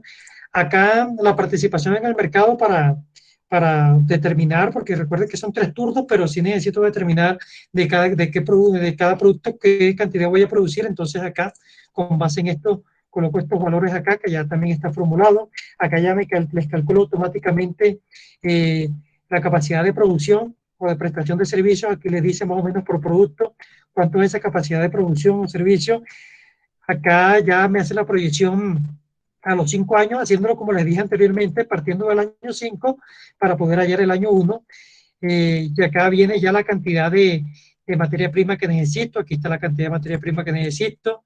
Y aquí también la coloqué como para 15 productos, pero en este caso se los hice para cada producto, ¿no? Este es para el producto A.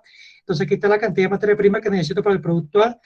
Aquí está la proyección de materia prima ya en unidades ya proyectadas, que ya como les digo, ya está todo formulado. Simplemente ustedes colocando información acá, ya les bota estos cuadros de acá. Acá están las proyecciones en precios. Acá ustedes colocando el precio, que aquí les coloqué para que me colocaran el precio, el costo unitario, ya inmediatamente también hace la proyección de los precios y me calcula la proyección de costos de materia prima para el producto A. Aquí está para el producto B, y así sucesivamente para los 5 productos. Aquí está para los 5 productos y aquí también está para el cálculo de la mano de obra. Aquí está el cálculo de la mano de obra, que también se los coloqué acá, el cálculo de la mano de obra. Se los coloqué de la siguiente forma, el cálculo de la mano de obra. Aquí pues, si la mano de obra que vamos a utilizar va a ser para los 3 productos, entonces acá, o para los 5 productos, acá entonces colocan la mano de obra y cómo lo van a pagar. Si la van a pagar a destajo, aquí también se los coloqué como una lista. Entonces, si es fijo a destajo o por horas, entonces aquí ustedes colocan fijo a destajo o por hora. Si es a destajo, simplemente pues dirigencian aquí el valor del primer año, si dirigencian aquí el valor del primer año, ¿no? Si es a destajo. Si es fijo, por ejemplo, si acá fuera fijo, acá simplemente pues le deben de colocar cuántos meses vas a trabajar al año 1 acá, o si es por horas, cuántas horas vas a trabajar en el año 1, lo mismo acá para el año 2. Voy a colocar esto acá, como voy a colocar esta parte, voy a colocarlo acá, como lo coloqué fijo acá, voy a colocarlo fijo acá. Entonces, acá inmediatamente, con base en estos datos que ya ustedes diligencian, él me hace el cálculo acá abajo. Entonces me dice, listo, bueno, dijimos que era a destajo, entonces aquí está destajo, está el precio que ya proyectado a destajo cada uno de los años. Lo mismo que la mano de obra, si es fija, aquí está el valor mes que va a pagar, el valor por cada mes que va a pagar. Y si es por hora, pues está el valor hora, y también proyectado el valor hora, y ya aquí está el valor total de la mano de obra. Entonces aquí ya de una vez también la fórmula les proyecta esto y les hace esta proyección a los 5 años de lo que vayan ustedes a desarrollar. Y aquí ya tienen estos valores año a año, ¿ya? Acá tienen estos valores año a año. Y acá está la parte de costos de producción, que es la que más tiempo me ha llevado porque acá tengo que codificar, en la parte de costo de producción tengo que codificar parte de mano de obra, parte de mano de obra que lo hice desde acá y parte de materia prima. Entonces, aquí lo que voy a utilizar, les voy a colocar una macro que ustedes simplemente colocan en esta macro, le digan, pues, no sé, calcular, la macro se va a llamar de pronto calcular costo variable. Ustedes le dan en la macro, simplemente la macro les va a traer los valores, pero les va a esconder, digamos que las celdas que no tienen valores, para que no les quede así tan grande como está inicialmente, ¿no? Entonces aquí está la proyección de cada producto, del costo variable de cada producto, del producto A, del producto B, del producto C, y acá pues aquí está todo, como les decía, del producto que me ha tocado utilizar con cadenación. De pronto Isabel, que ya hizo el curso de Excel básico, Isabel sabe lo que toca hacer acá, que vimos que me tocó concatenar diferentes Concatenar, sí.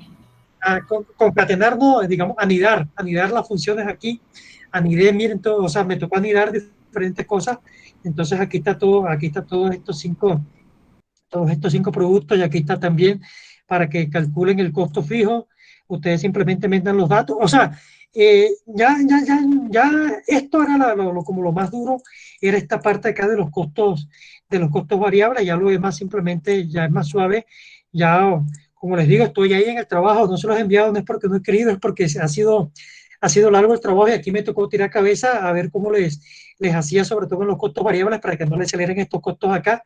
Y la única solución viable que llego a hacer una macro acá, como a trabajar con Visual Basic y con un botón, para que dándole clic al botón se me contraigan estos valores y sea fácil para ustedes hacer la revisión de eso. Entonces aquí miren que ya lo llevo hasta los costos, hasta el precio, creo que ya coloqué para determinar el precio de venta que ya estoy acá. Entonces estoy ahí en el trabajo del simulador. Pensé que iba a ser más fácil, pero una cosa es dictarlo, porque cuando lo dicto, pues si ustedes se dan cuenta que yo cojo un dato de aquí y lo pego acá, pero sus productos son totalmente diferentes. Entonces la idea es que estoy haciendo algo que sea genérico para el producto y servicio de cada uno de ustedes. Entonces por eso me he demorado, pero digamos que para la clase que viene, que es la clase de ver esa parte de los estados financieros, sí se los tengo que enviar para que ustedes lo tengan y lo trabajemos conjuntamente y ustedes lo vayan viendo. Entonces pónganle que a más tardar, y confío en Dios que a más tardar mañana, porque la idea es que mañana tenemos clase, entonces mañana ya lo tienen y mañana vemos tienen su simulador ahí ya y ya vemos la parte bien de de los estados financieros. Mejor hacerlo así, no, o sea, no explicárselos cómo se hace, sino que ya lo tengan ahí hecho para para que sea más breve y más fácil y más rápido el desarrollo de esa clase, ¿oyeron? Para que tengan eso en cuenta. Entonces, no crean que se me ha olvidado, les he quedado mal, pero no ha sido porque haya querido, sino que me ha demandado bastante tiempo esta parte, como les digo, para poder hacerse los genéricos, me ha demandado bastante tiempo, pero ahí en esa voy, oyeron, ahí en esa voy, y yo estimo que a más tardar mañana al mediodía ya lo tienen en su correo para que desarrollemos mañana esta parte ya que esta última parte que nos falta del estudio de mercado, para que tengan eso presente. No sé si tengan preguntas.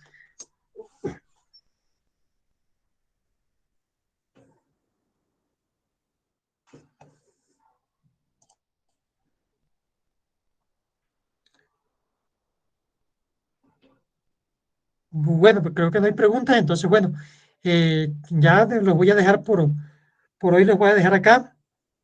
Y mañana no, ya mañana creo yo que ya mañana es la última clase y si no, sí les voy a de pronto quitar una hora más del jueves, digamos que hagamos estos 3 días de seguido para salir de eso. Ustedes disculpen que abusen de su tiempo para explicarles la parte de finanzas personales, hacerle una explicación breve de finanzas personales, ¿oyeron?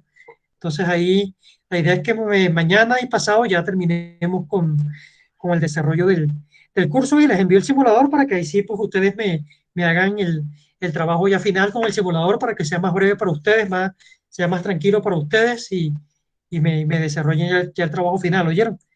Entonces, pues no les quito más su tiempo. Muchas gracias por participar en la clase del día de hoy.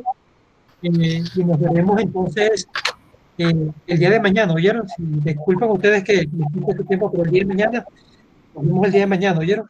Bueno, muchísimas gracias. Listo, profe, gracias. No, bueno, listo, señora Arquímedes, Isabela, José también. Tremendo camello. Y a las otras personas. Está Isabel, está José Betancourt, está Luis, Bueno, a Marisol, que ayer recibí Marisol el trabajo, gracias. Jennifer, Muchas gracias, también me lo profe. envió. Ya lo recibí, gracias. Entonces, no, señor. ahí vamos con eso. Entonces, pues bueno, no les quito más tiempo y que Dios los bendiga, se cuidan. Hoy mismo también, mañana les envío las 4 clases que les debo, ¿no? Las grabaciones de las clases que les debo para que las tengan ahí. Entonces, gracias por todo y hasta luego. Bueno, profe, muchas gracias. 4 de la tarde mañana, ¿cierto? Listo, Isabel, listo, Marisol. Yo te hago las recomendaciones, no te preocupes, fuiste. Entonces, ahí nos vemos. Hasta luego. Bye, bye. Bye, bye.